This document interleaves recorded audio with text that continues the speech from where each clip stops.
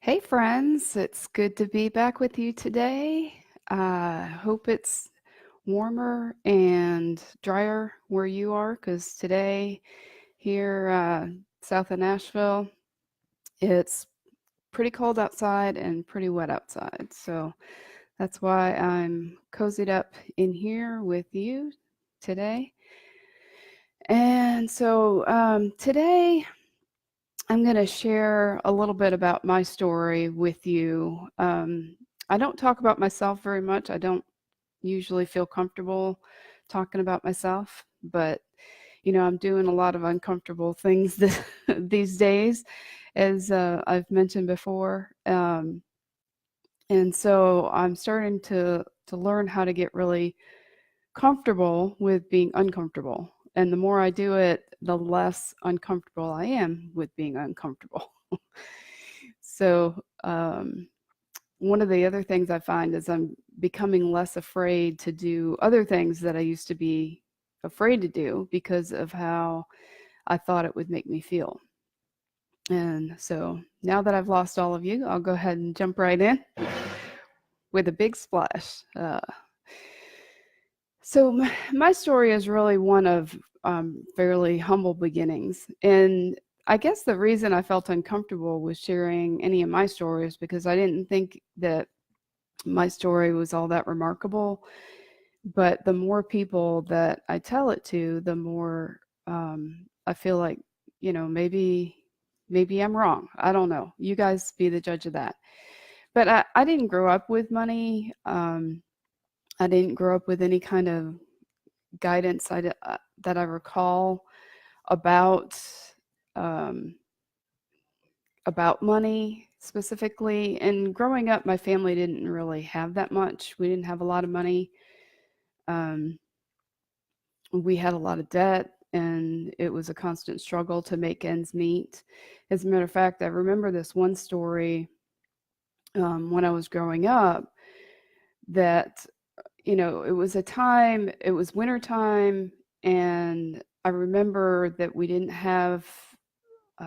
had run out of fuel for the furnace. I lived in um, kind of south central New York State, near the Finger Lakes, and it was cold, and we didn't have enough oil for the furnace. And I remember this one night we all of us kids got blankets or sleeping bags and stuff, and we slept laid out on the living room floor. And then in the living room we had a couple of space heaters, and we just kind of all kept each other warm.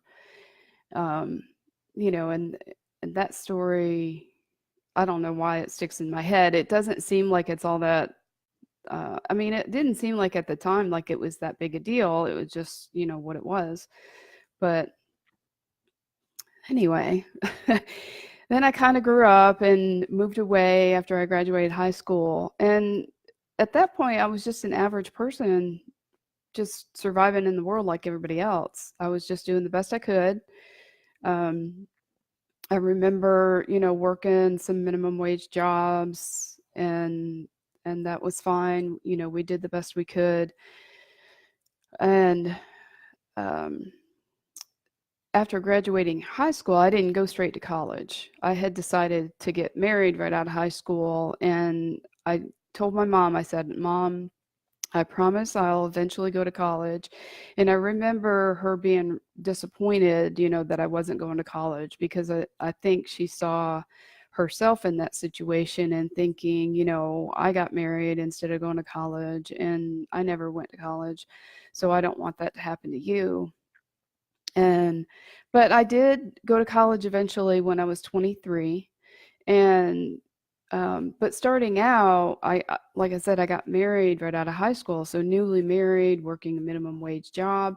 I was very budget conscious at that point, and I was saving as much as I could once we both had jobs. And I did limit my student loan debt to as much as I could, but because I was working full time at Toys R Us. I volunteered to work on overnight crew at Christmas to get the 50 cent premium. all while I was working on my degree. And then after finishing my bachelor's degree in accounting, I passed the CPA exam and went on to get a master's degree in accounting. And I'm not telling you any of this to brag, but what I'm telling you this for is to prove that winning with money is not about knowledge. Because what I'm going to get into in my story is that I didn't always win with money. I was good at math. I knew how to budget. I was smart. I thought I was anyway. And I was not afraid of hard work. You know, poor financial decision making is not a condition of the poor and uninformed. It can affect anyone from any creed, color, socioeconomic status, anyone from any walk of life. It's not discriminatory. Poor financial decisions impact everybody. And I think, you know, I don't know if I even know anybody that hasn't ever made a poor financial decision. And I know people from all different parts, all different walks of life. So what I'm trying to say is, despite all of that valuable knowledge that I gained in college and just from life experience, if I didn't when I didn't combine it with behavior, um, then I ended up living beyond my means. And as I'm gonna talk about in a minute, I ended up deep in debt and living paycheck to paycheck. And the decline into debt, it really began with one seemingly innocent or pretty minor event that led to several years of very unintentional living and unintentional spending.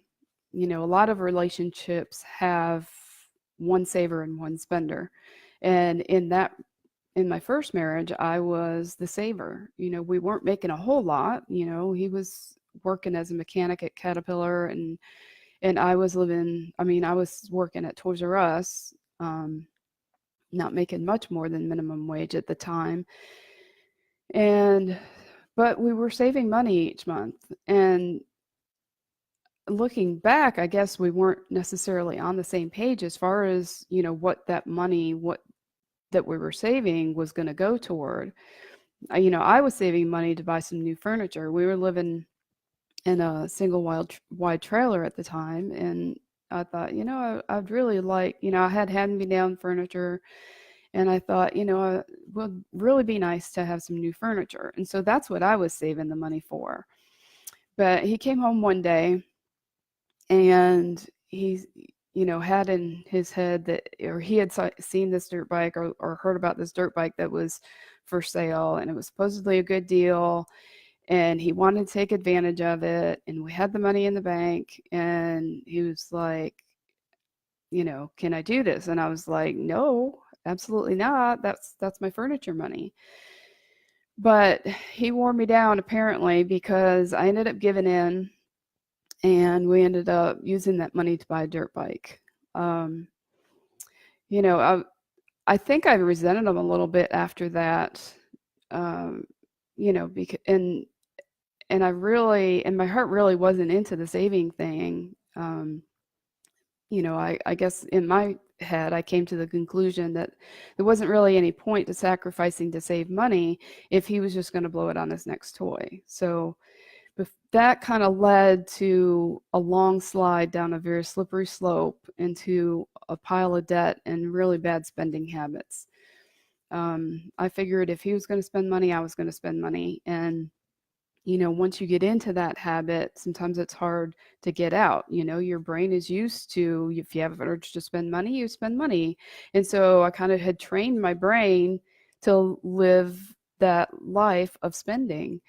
Now, we later divorced, and after the divorce, I was living what I would call a normal life. And the reason I say that is because that kind of seems to be the norm in a lot of cases these days, is living unconsciously, doing whatever comes easy, and spending away the pain.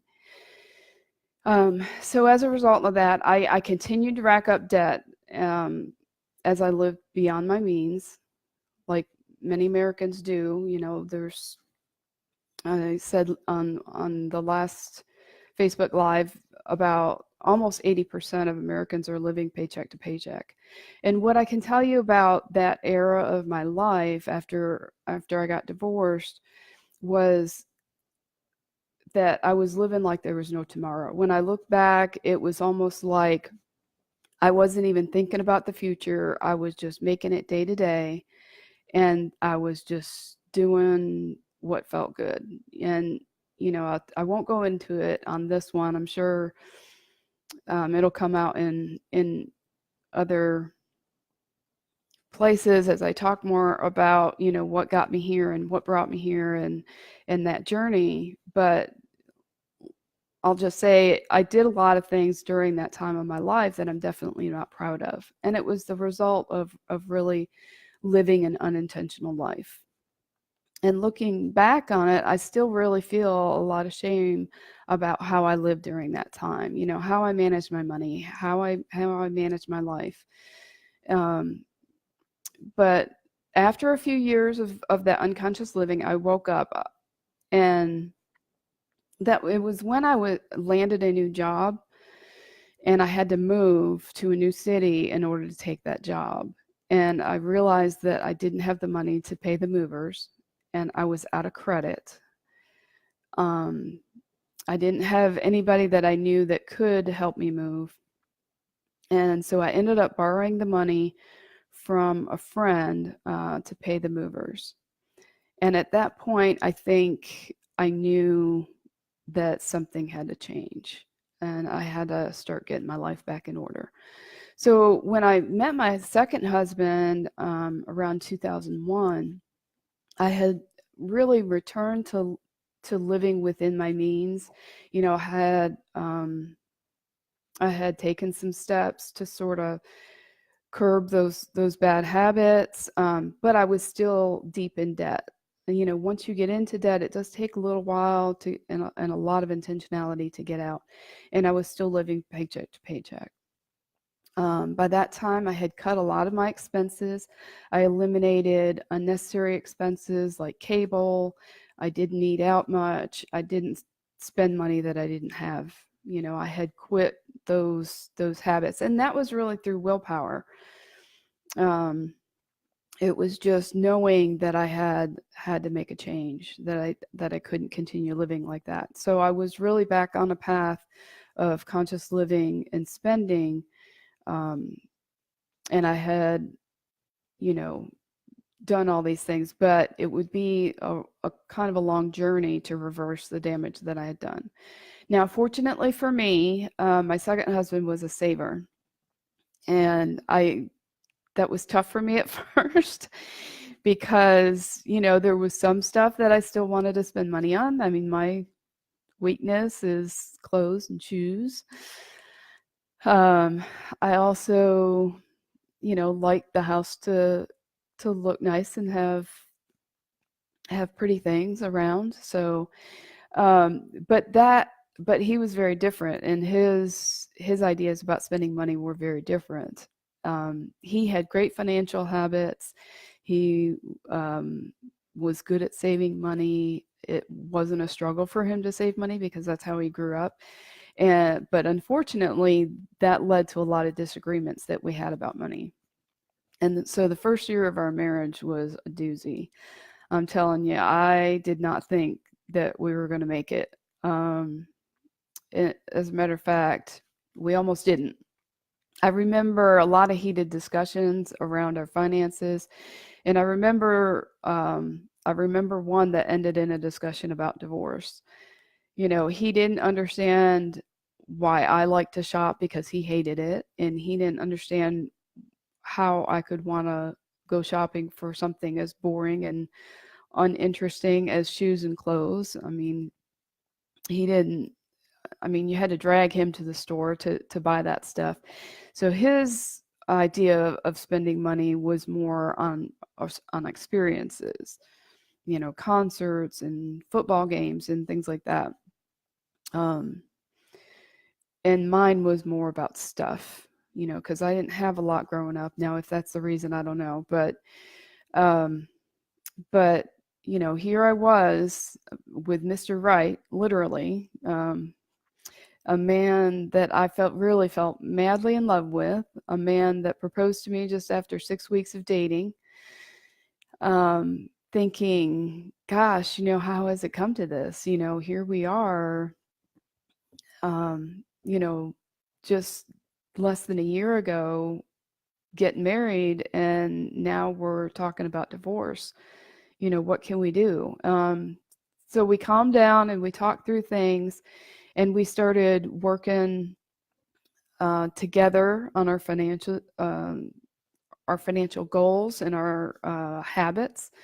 And we came to agreement on some things, and we just kept trying different things until we hit on a financial arrangement that worked for both of us. And that was where we would both get an allowance, the same allowance, and everything else would go to those joint expenses. And this was something that worked really well for us because we did have different thoughts about, what we should spend our money on. So, if I felt like I wanted to buy some clothes, then that would come out of my allowance. And if he wanted to go to a concert, then that would come out of his allowance. And then everything that we agreed on would come out of the joint account. And that just really worked well. And to be honest, I think that really saved our marriage. Now, this month we'll be married 17 years, so he's still the love of my life. But we're pretty ordinary working people. I mean, I don't think we're anything that's that special. There's nothing that we've done that anybody else couldn't do. We don't live extravagantly, but we aren't super tight either. I think we live somewhere in the middle of those two. I feel like I'm pretty normal. I like to spend money, as I said, but I have to make a conscious effort to keep unconscious spending in check. So I'm just try to be intentional. And we're average people in that we've made some poor decisions from time to time ourselves. It's not like we're perfect. It's not like we've never made any mistakes or spent any money that we shouldn't have. In fact, the house we're living in is one of those poor decisions that I look back on, and, it's like a V8 moment. It's like, oh, why did I do that? I mean, we love our house. It's a great house and everything, but when we wanted to build a custom home here in Tennessee, we had planned to be here for a while. And so we thought, well, let's build something we like. And I won't go into all the details. Our journey of building this house is really long enough to be a TV miniseries, but I'll save all the gory details for another time. The short version is we spent almost 4 years designing and building the house, which ended up costing about twice as much as what we had planned and what we had budgeted to spend originally. It was an extremely painful and draining experience, both emotionally and financially. So the only thing I can say is watch the movie The Money Pit, starring Tom Hanks, and you'll understand kind of how we felt during that journey. But, you do the best you can, and you come out the other side, and you move forward toward your future doing the best you can. I mean, that's what everybody does. They do the best they can. But what I want to say is, despite this mistake and other instances of overspending, we kept working and saving, working and saving. I mean, that's what you do. You get into good habits and you go along doing those habits. You find something that works and you keep doing it. And the consistency will eventually get you, consistency and setting goals will eventually get you where you're going. So all that to say, somewhere along the way, we reached a milestone of having $1 million net worth. What we owned exceeded what we owed by $1 million. or more than $1 million. And you would think that this would be some super exciting event that we would celebrate, but I don't know if this is good or bad, but to be perfectly honest, I didn't even notice that had happened because we weren't thinking in terms of, I want to get to $1 million. I want to get to $1 million in net worth. But we were just doing what we knew had to be done in order to get to a future that we wanted for ourselves. And we weren't looking at the scorecard all along the way. I mean, maybe we should have been, but I mean, truly, we were just heads down, working, surviving, just like everybody else does every day of their life. So by that point, paying ourselves had just become a habit. Paying ourselves first had just become a habit. We were on autopilot, and in a good way, I think, to a large extent, because we started that habit and we just kept doing it. And honestly, how many of us look at our net worth on a daily or weekly or even monthly basis? So I think when you're just going along in life, just doing life, you have good saving and spending habits. You don't really think about it as much. And I think that's a beautiful thing.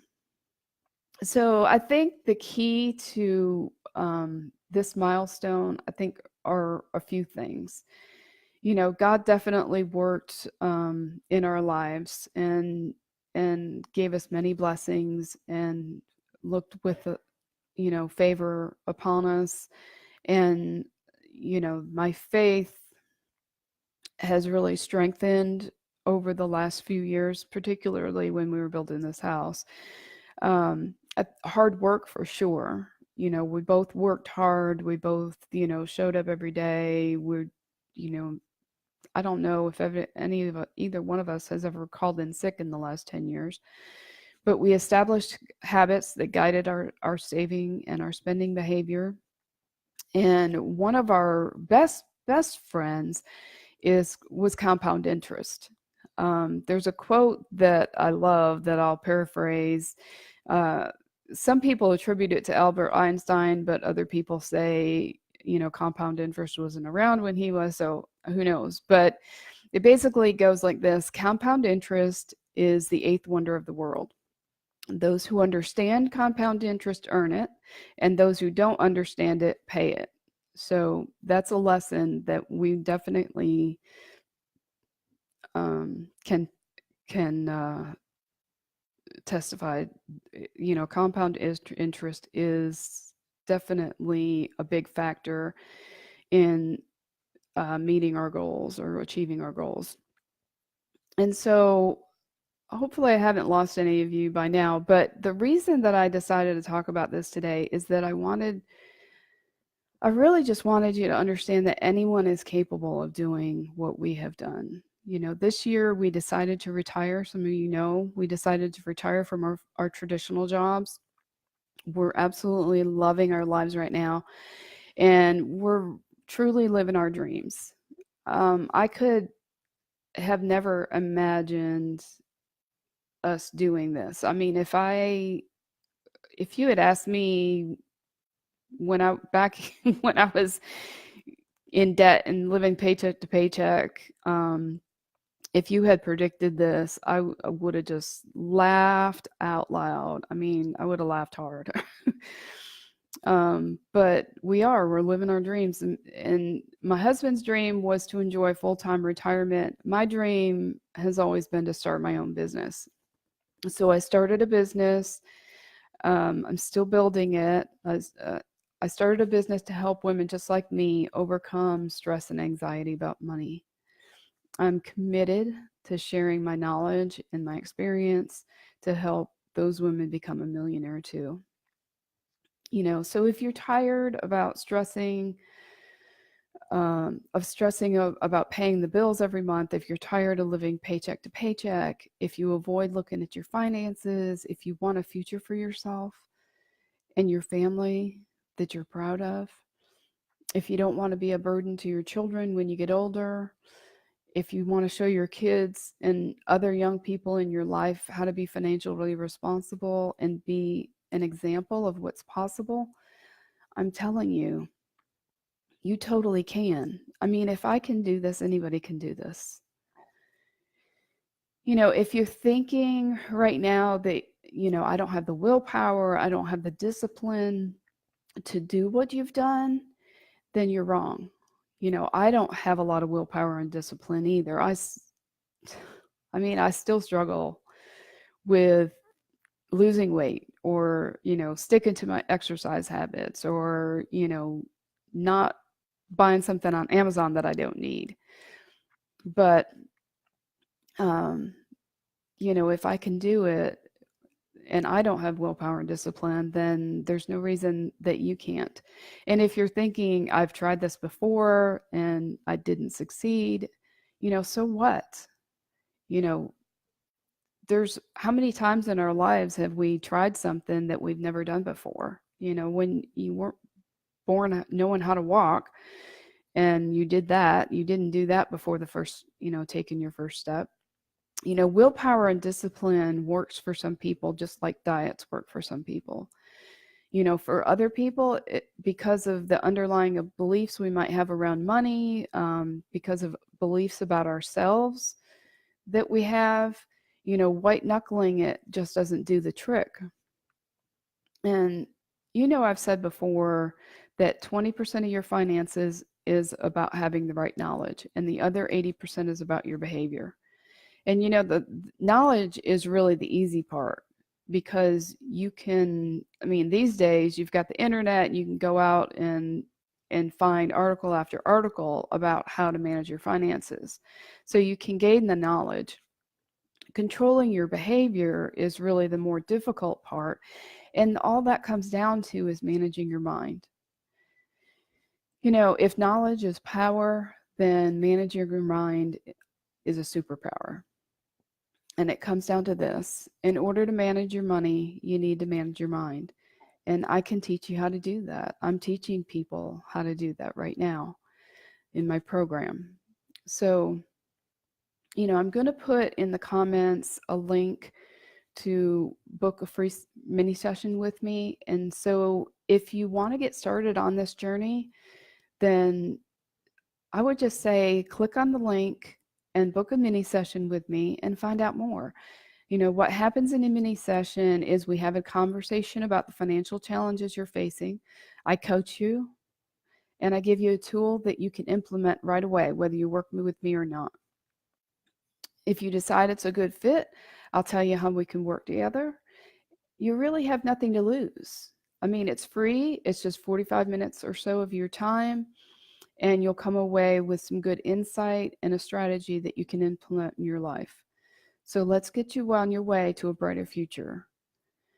I really appreciate y'all being with me today, and I look forward to the next Facebook Live with you next week. Talk to you next week.